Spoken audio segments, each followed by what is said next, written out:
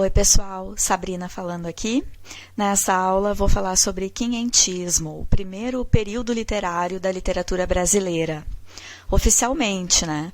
Porque a gente começa a contar esses períodos literários a partir da produção de literatura do Brasil encontrado pelo europeu, encontrado por Portugal.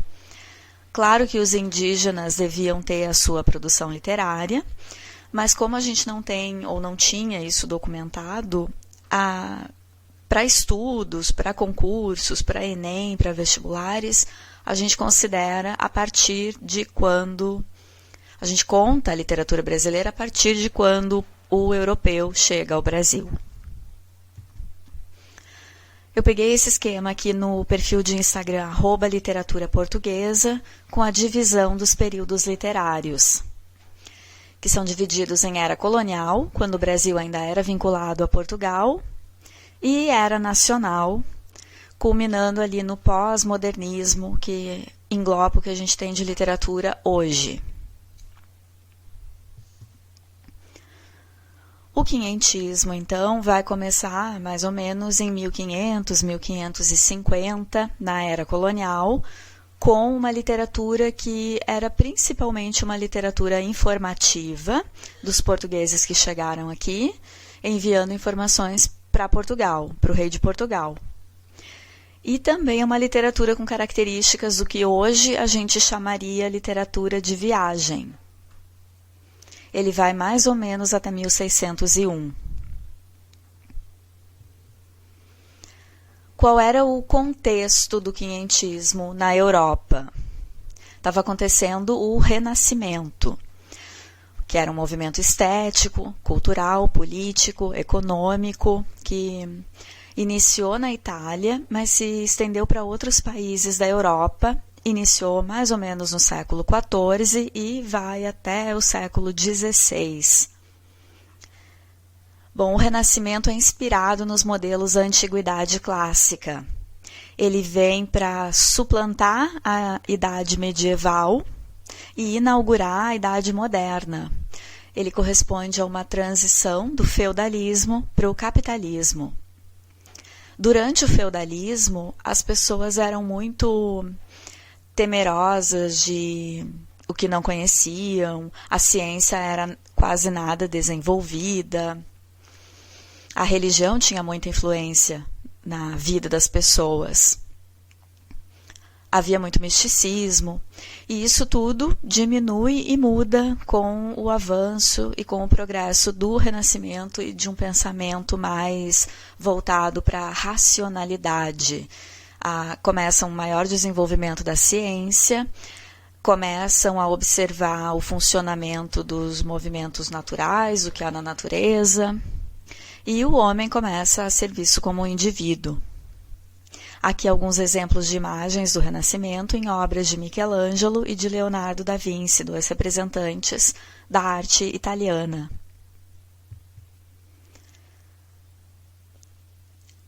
Bom, Portugal está participando daquele contexto das grandes navegações do século XVI, que foi a forma como o Brasil, o território brasileiro, foi encontrado pelos portugueses, né? Porque eles se lançam nessas grandes navegações em busca de colônias, tanto para extrair matérias-primas, quanto futuramente para serem compradores, enfim.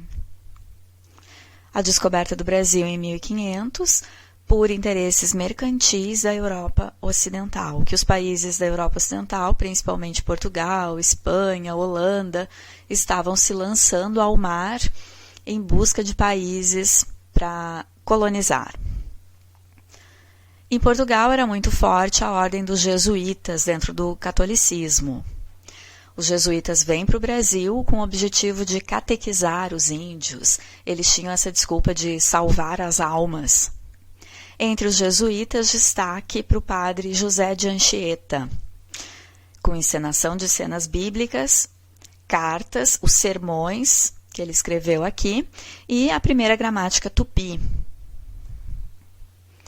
Aqui eu coloco alguns fragmentos da carta de Pero Vaz de Caminha a El Rei Dom Manuel de Portugal. A Carta de Caminha pode ser considerado o primeiro texto literário brasileiro. Bom, Caminha entrou para a história popularmente conhecida como o escrivão de... Pero Vaz de Caminha não era escrivão oficial das embarcações de Pedro Álvares Cabral. Ele era uma pessoa que estava ali e escreve uma carta ao rei Dom Manuel, contando as impressões pessoais dele dessa terra que eles haviam acabado de encontrar. Então não é aquela carta oficial, é uma carta com teor literário de fato, e por isso ela entra para a nossa história literária como o primeiro texto literário produzido em solo brasileiro. Bom, alguns aspectos da Carta do Caminha que a gente deve ter em mente. Primeira coisa que ele fala é das pessoas que eles encontram, dos índios, e ele fala positivamente, são pessoas com aspecto saudável, agradável. Os índios estão pintados, com o corpo nu e pintados, e ele fala sobre isso, da nudez, que é uma cultura totalmente diferente do europeu que está chegando, né?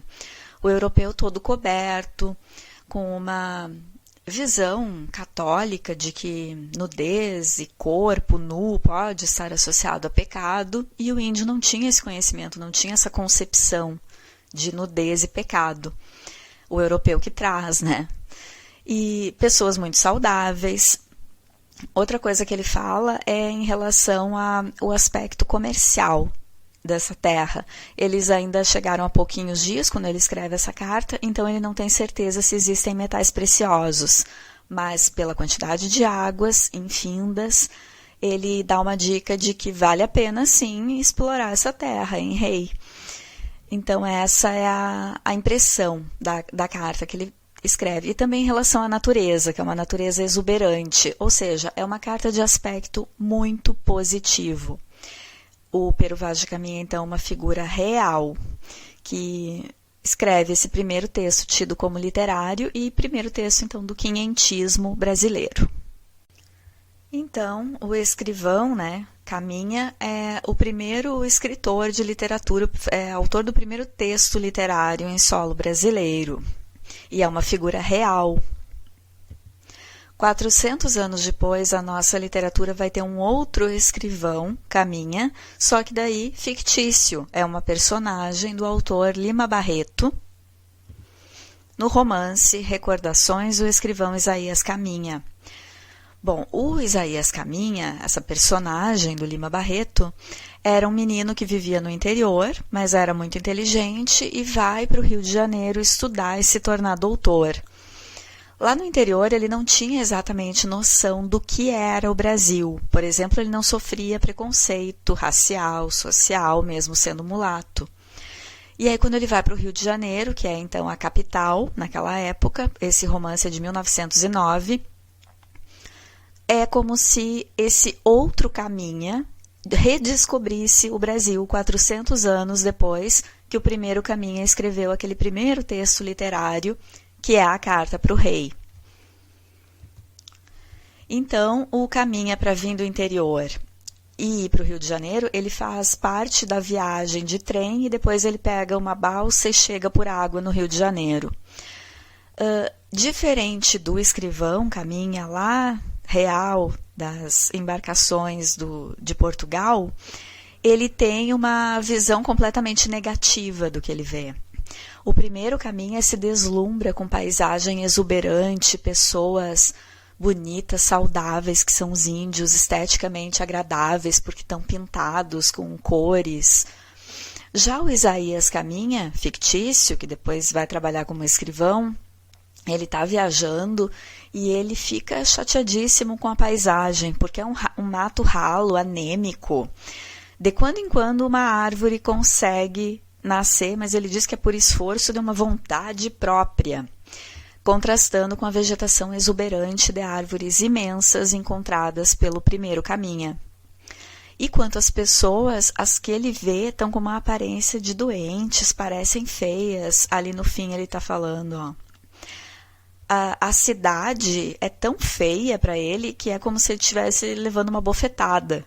Quer dizer, ele faz ideia de que está chegando numa cidade lindíssima, mas se depara com uma visão muito feia de ruas lamacentas. Quer dizer, é uma ironia do Lima Barreto, porque 400 anos depois da chegada do europeu, é mais ou menos isso que ele está dizendo, 400 anos depois da chegada do europeu nesse país que era viçoso e exuberante, com pessoas saudáveis, está tudo transformado para pior. A vegetação está rala, as pessoas anêmicas e feias, e as ruas das cidades lamacentas. Nada sobrevive à europeização do Brasil, dá para dizer assim. Deixo a dica de vocês irem na playlist do podcast Literatura Oral aqui no canal e escutarem a leitura comentada de Recordações do Escrivão Isaías Caminha entre os episódios 11 e 19. Aproveita para te inscrever no canal, ativar o sininho, deixa teu like, teu comentário para eu saber o que tá achando. E muito obrigada pela participação de vocês hoje. Fiquem bem.